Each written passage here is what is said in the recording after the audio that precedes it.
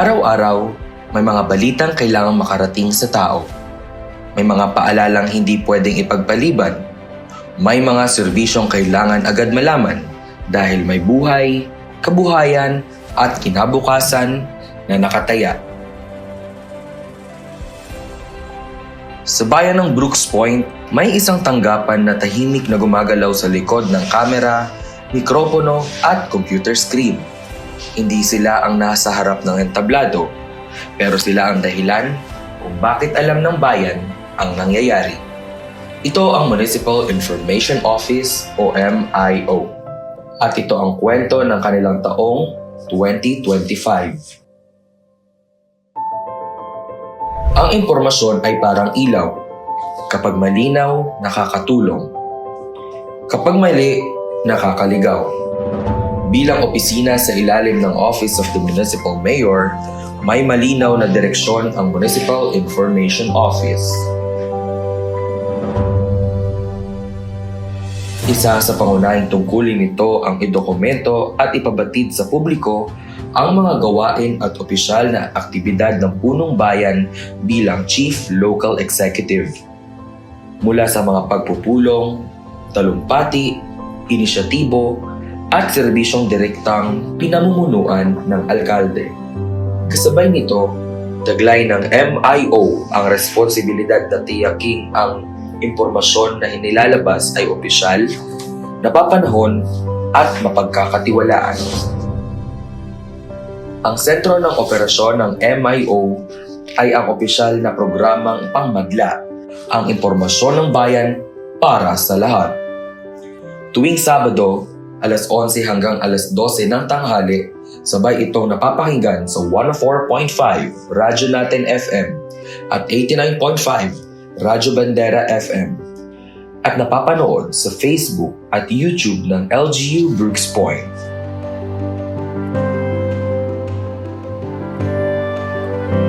Ang Balitang Bayan ay ang nagbubukas ng programa. Dito inilalahad ang mga aktibidad, programa at gawain ng lokal na pamahalaan, kabilang ang mga opisyal na pakikipag-ugnayan ng punong bayan, BC Alkalde at ng mga kasapi ng sangguniang bayan.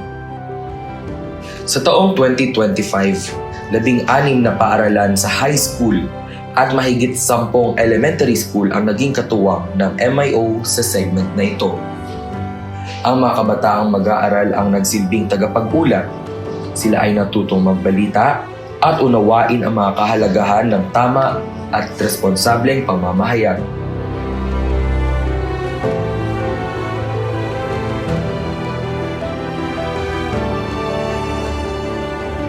Sa kabuuan, 48 episodes ng Balitang Bayan ang naipalabas sa buong taon. Dito, 48 rin na pagkakataon na naging bahagi ang kabataan sa pagdadala ng impormasyon sa komunidad.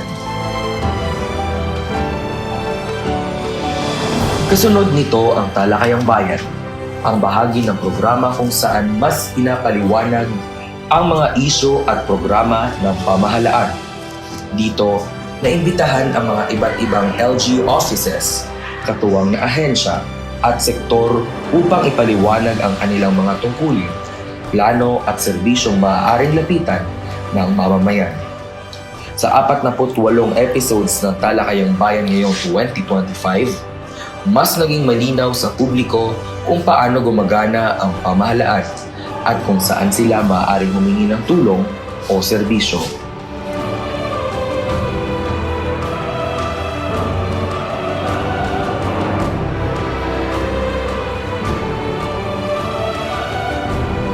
Ang Serbisyong Bayan naman ang pinaka-praktikal na bahagi ng programa.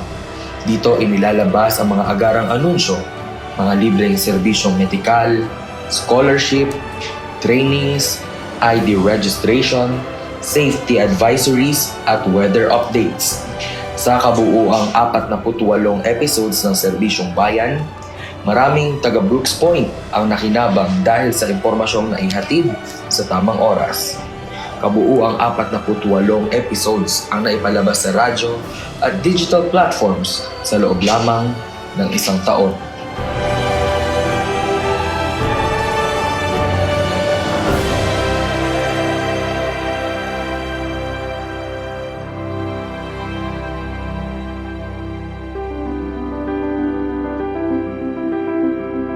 Bukod sa radyo, araw-araw ding nararamdaman ang presensya ng MIO sa social media.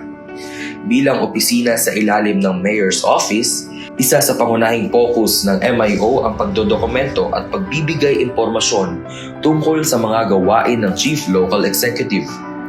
Ang mga talumpati, pagbisita, pagpupulong, at aktibidad ni Mayor Cesario R. Benedito Jr. na may direktang epekto sa pamayanan. Sa taong 2025, as of December 22, nakapaglabas ang MIO ng mahigit 1,227 posts ukol sa individual na aktibidad at engagements ni Mayor Benedito. 50 posts para sa Market Watch at kadiwan ng Pangulo sa munisipyo.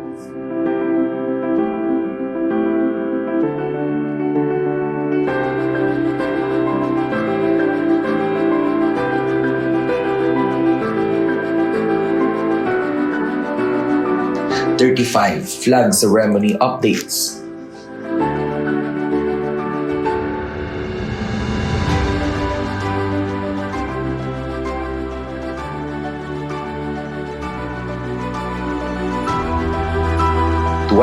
Sangguniang Bayan sessions na live at recorded.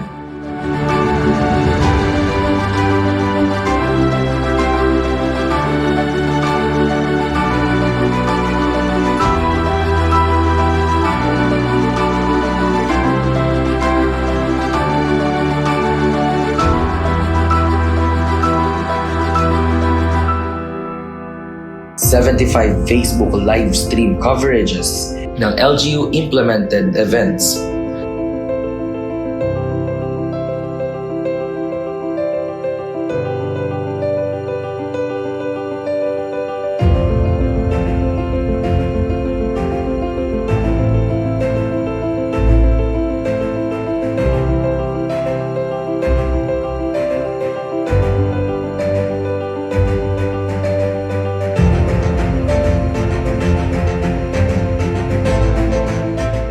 At 56 infomercials at public service advertisements.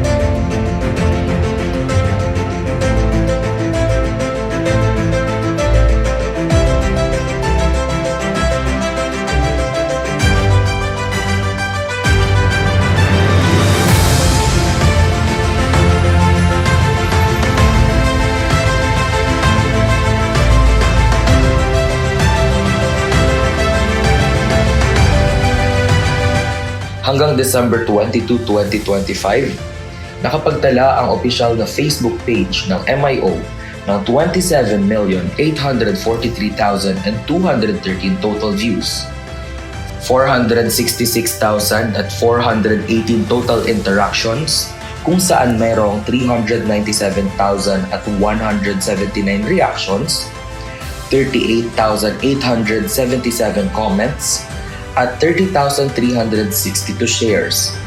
Nagkaroon naman tayo ng 9,877 bagong followers, katumbas na ng 64.9% na pagtaas na nagdala sa kabuuang 26,343 followers. Ating tatandaan na ito ay hindi sukatan ng kasikatan. Ito ay sukatan ng tiwala.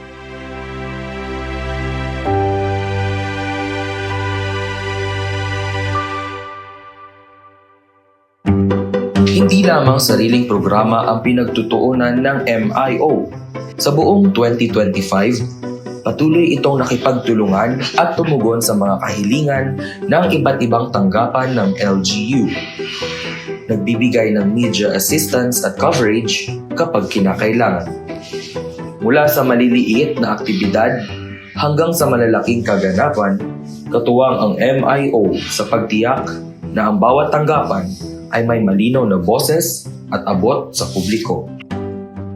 Isa rin sa mahalagang tungkulin ng MIO ang agarang pagpapalaganap ng impormasyon ukol sa class suspension batay sa opisyal na abiso ng Municipal Disaster Risk Reduction and Management Office. Sa mga panahong may masamang panahon at banta sa kaligtasan, Mahalaga ang mabilis at tamang impormasyon at dito naging kritikal ang papel ng MIO. Sa likod ng bawat malalaking kaganapan sa Brooks Point, naroon ang MIO. Kahit umaga, kahit gabi, kahit mahaba ang programa. Ngayong 2025, matagumpay na naidokumento ang Kanyogan Festival kasama ang mga vloggers na nag-promote ng ating kapistahan.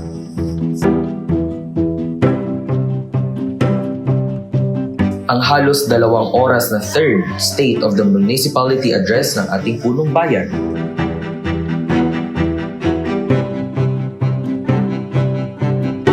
Ang buong Nutrition Month celebration.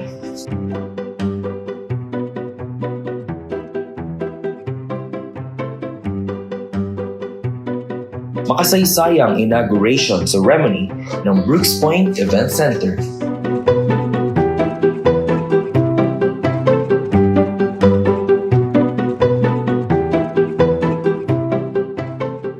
Ang 3 araw na 76th founding anniversary ng Brooks Point.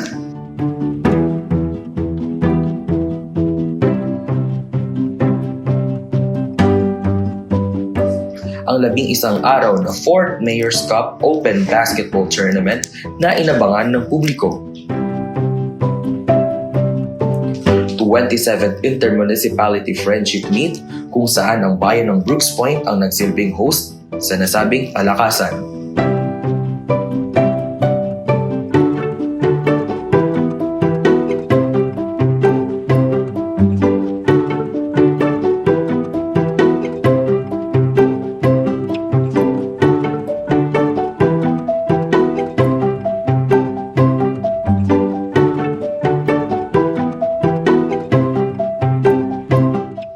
Ang pagbubukas ng DOT Tourist Rest Area kasama ang kalihim ng turismo kung saan nakasama natin si Department of Tourism Secretary Cristina Frasco.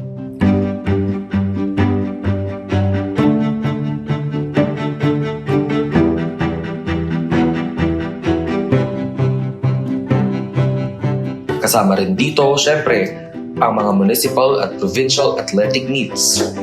Gayon din ang mga nightly activities ng kasiyahan sa bayan tulad ng BPNHS Night, PSU Brooks Point Night, LGU Year-End Party, Congressman's Night, at syempre, ang ating gabihang outdoor cinema na siyang pinanood ng mga mamamayan ng Brooks Point ngayong buwan ng Disyembre.